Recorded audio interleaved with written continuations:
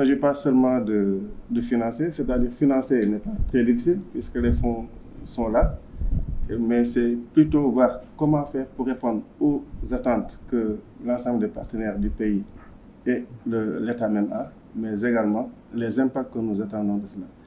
Et pour l'ASN, nous l'avons accompagné sur tout le processus de la politique nationale qualité, dont le processus d'accréditation d'abord, de certification, de certaines formations de différents laboratoires sur les produits, pour avoir une mise à niveau sur certains produits, mais également sur la normalisation, qui est un aspect très très important. Et je crois que l'atelier d'aujourd'hui aidera à atteindre ces objectifs-là et à répondre aux exigences que nous avons du point de vue de la qualité dans le cadre du projet, dans le cadre de l'accompagnement que nous faisons à l'État du Sénégal.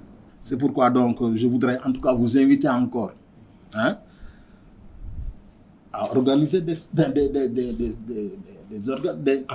actions de formation comme celle-là. Cela nous permettra toujours de nous renforcer et d'être encore plus efficients dans ce travail de protection du consommateur sénégalais. Droit à l'éducation, c'est un des droits fondamentaux du consommateur. Il faut toujours que, en matière d'éducation à la consommation, que nous soyons bien formés, que nous soyons toujours bien informés. C'est un droit aussi fondamental, le droit à l'information et le droit à la sécurité. Ce que nous faisons là en matière de normalisation vise principalement à assurer la sécurité du consommateur. C'est fondamental. Donc ça rejoint les droits fondamentaux du consommateur. Il y en a d'autres que je ne citerai pas. Vraiment, en tout cas, je suis satisfait en tout cas du déroulement de cette formation.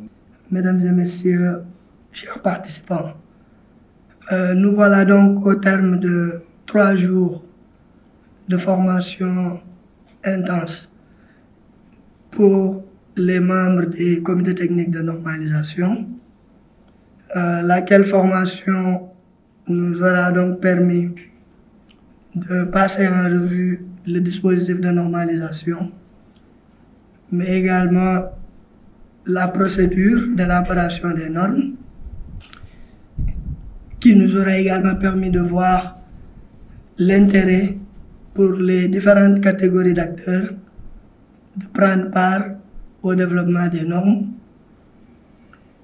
et l'impact des normes dans le développement socio-économique du pays.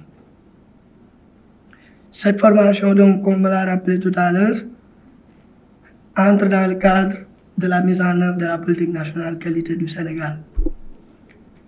La politique nationale qualité du Sénégal s'est fixée pour objectif de doter le Sénégal d'une infrastructure nationale de la qualité conforme aux normes internationales et à même donc de soutenir l'émergence et le développement socio-économique conformément aux aspirations du plan Sénégal émergent.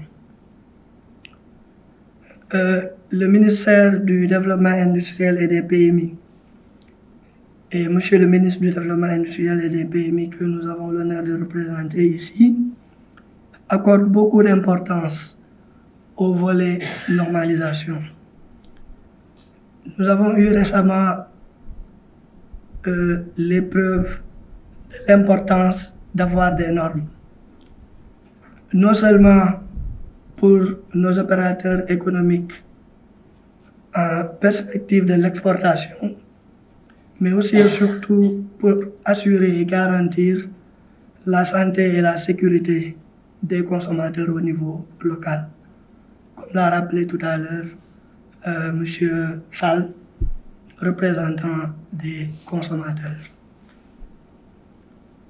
Nous espérons qu'après cette formation, les outils que l'expert formateur a bien voulu partager avec vous permettront de prendre part et mieux contribuer au développement des normes au sein des comités techniques nationaux, mais également à améliorer le niveau de participation du Sénégal à travers vous, les acteurs, au niveau des instances de développement de normes, au niveau régional, au niveau sous-régional, mais également au niveau international.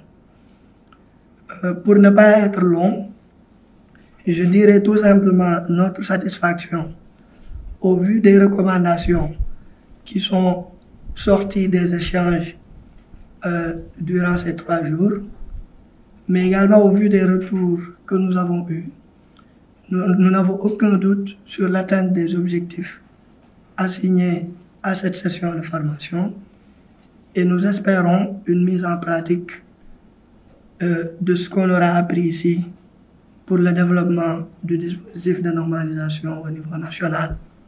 Sur ce, je félicite les différents participants et déclare au nom de M. le ministre du Développement industriel et des PMI clos cette première session de renforcement de capacité des membres des comités techniques nationaux. Je vous remercie de votre attention.